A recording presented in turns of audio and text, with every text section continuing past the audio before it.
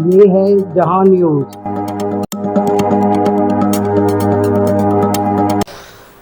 بسم اللہ الرحمن الرحیم۔ السلام علیکم، میں ہوں وقار زیدی اور آپ دیکھ رہے ہیں جہاں نیوز۔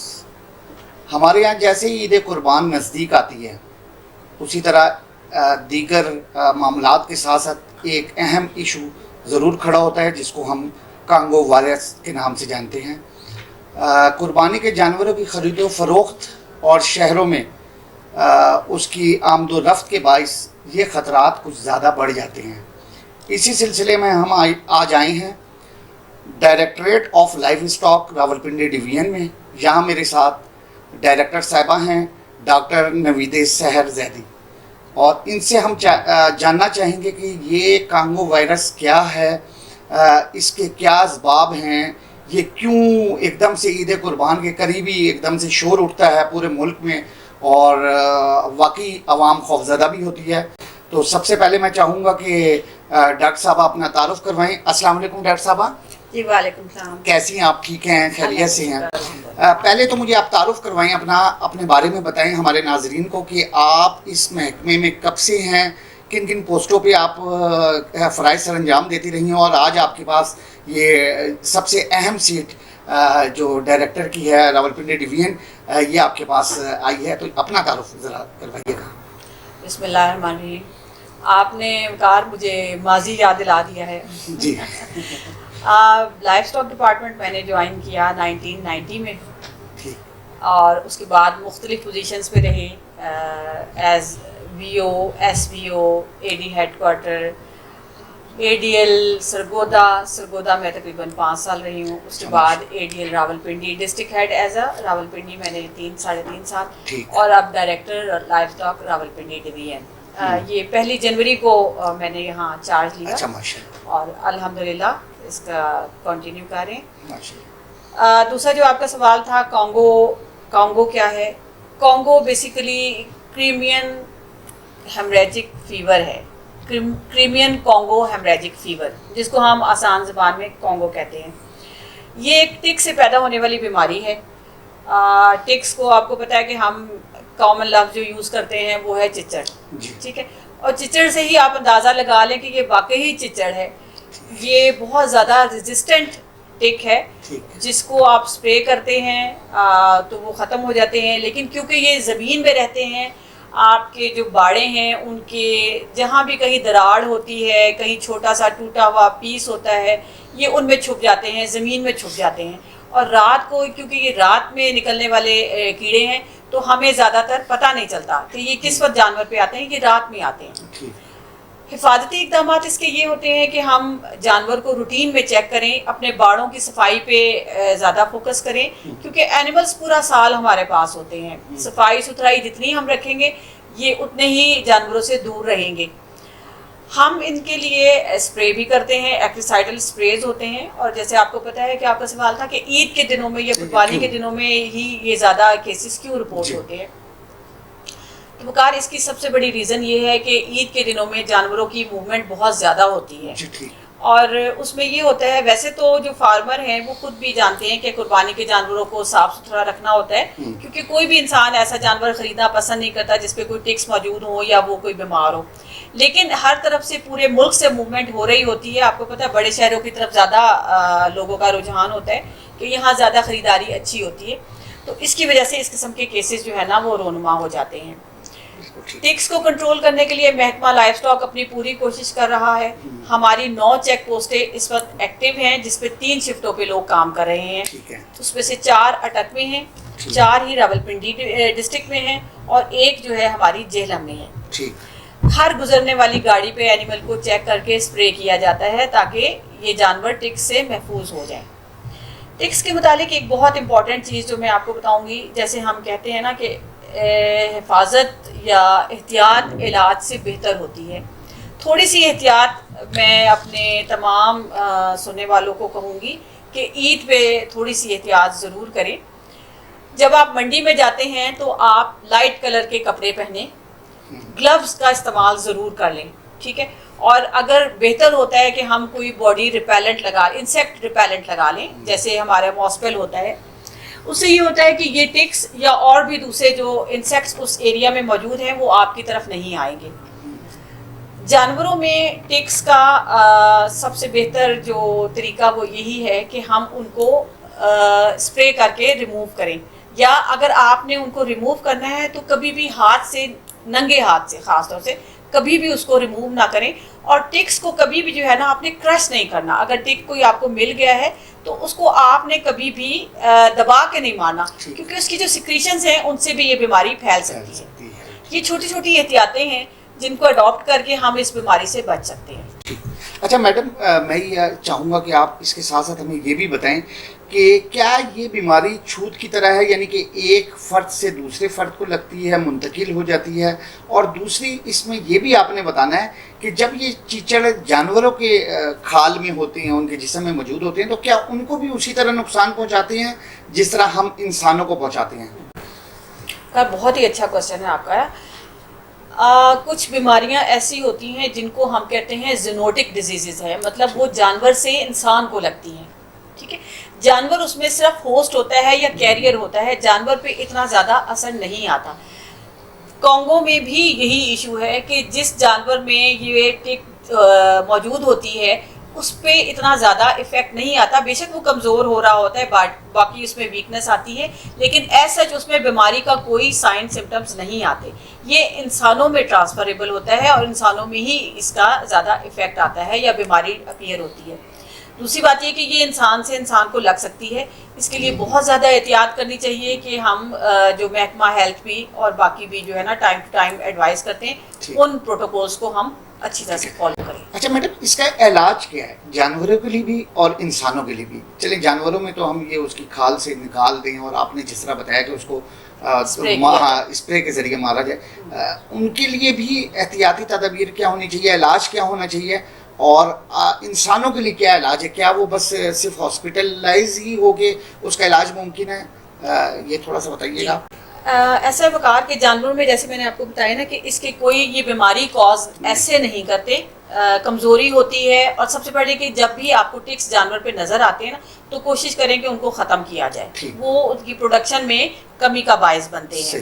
ٹھیک ہے, لیکن انسانوں میں کیونکہ یہ ایک لیتھل بیماری ڈیولپ ہو جاتی ہے تو اس کے لیے بہتر ہے کہ جو میڈیکل پریکٹیشنر ہے یا اچھا ہاسپٹل ہے ان سے کنٹیکٹ کیا جائے اور ان کی ہدایات کے مطابق کام کیا. بالکل ٹھیک ہے. اچھا میڈم, مجھے یہ ایک چیز اس کے ساتھ ساتھ یہ بھی بتائیں کہ قربانی کے موقع پہ بکرے اور بھیڑیں, گائے, بھینس, یہ سب جانور جو ہیں حلال جانور, یہ ان کی قربانی ہوتی ہے, تو کیا یہ کانگو وائرس تمام جانوروں پہ ہی ہوتا ہے کہ اس کے لیے کوئی خاص جانور, بھیڑ, بکریاں یا اس طرح کے کوئی ہیں ان کے لیے ہی؟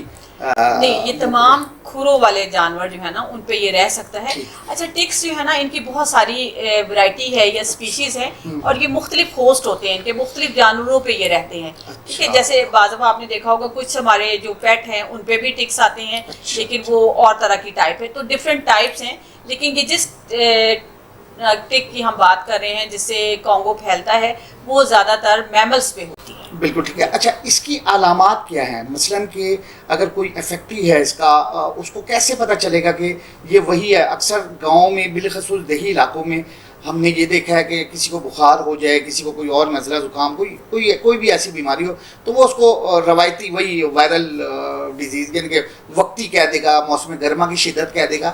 تو کس طرح پتہ چلے گا کہ یہ ہٹ کے یہ بیماری اور یہ کانگو کا ہی اٹیک ہو سکتا ہے؟ اس میں سب سے زیادہ پھر میں کہوں گی کہ کوئی بھی ایڈوائس دینے کی جگہ میں کہوں گی کہ آپ کو اگر ٹیمپریچر ہے اور آپ فیل کرتے ہیں کہ آپ جانوروں کے ساتھ ہینڈلنگ میں یا کسی کاروبار میں انوالو ہیں اور 2 یا 3 دن سے آپ کو ٹیمپریچر ہو رہا ہے, تو آپ اپنے اچھے جو ڈاکٹر ہیں ان کے ساتھ رابطہ کریں. بالکل ٹھیک ہو گیا. اچھا میڈم, مجھے یہ ساتھ آپ کو یہ بھی تھوڑا سا بتانا ہے کہ جو آپ کی چیک پوسٹ اس ٹائم مختلف جو آپ یہ کام شروع کریں گی, جہاں سے ہمارے اس شہر میں راولپنڈی ڈویژن میں آمد و رفت ہوتی ہے جانوروں کی مختلف اضلاع سے, تو یہ چیک پوسٹوں پہ کام کا کیا طریقہ کار ہے؟ مثلاً کوئی اگر ایسا کوئی جانور آپ کے سامنے آتا ہے, زیر مشاہدہ آتا ہے, تو پھر اس کے ساتھ کیا برتاؤ ہوتا ہے؟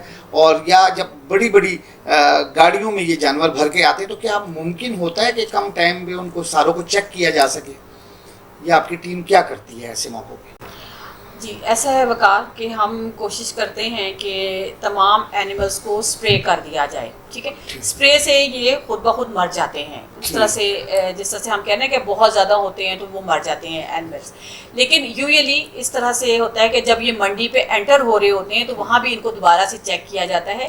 منڈیز میں تقریباً سب منڈیز میں ہمارے لائف اسٹاک کے کیمپس رکھتے ہیں، ویٹنری کیمپس ہوتے ہیں، ہمارے ڈاکٹرز اور باقی عملہ موجود ہوتا ہے.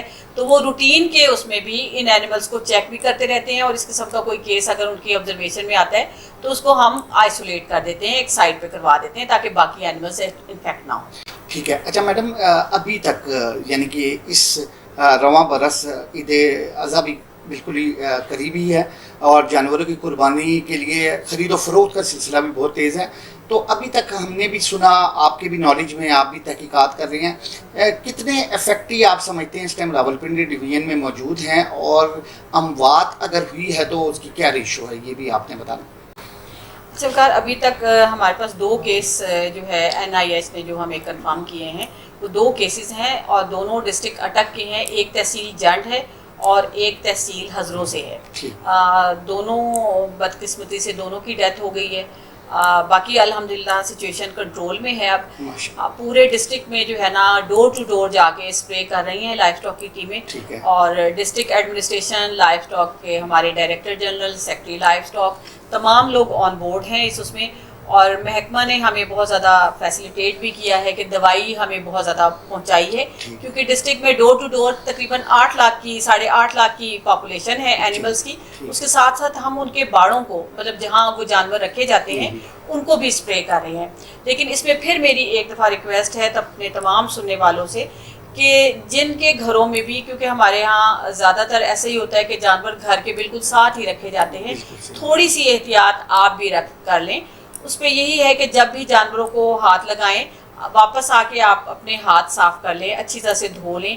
اسی طرح سے اپنے کپڑوں کو ضرور چیک کر لیں. اگر کسی جانور پہ آپ کو ٹکس نظر آتے ہیں تو اس کو ہاتھ سے نہ ریموو کریں، کسی ٹویزر کی مدد سے یا کسی اور ایسی چیز سے جو ڈائریکٹ آپ کا کنٹیکٹ نہ ہو، یا اس کو دوائی لگا کے جو ہے نا ختم کیا جائے. اچھا ڈاکٹر صاحبہ، ویسے تو ہمارا مین مقصد اس ٹائم کانگو وائرس ہی تھا، کیونکہ اسی نے اس شہر میں ایک دم سے اپنی موجودگی کا احساس کروایا.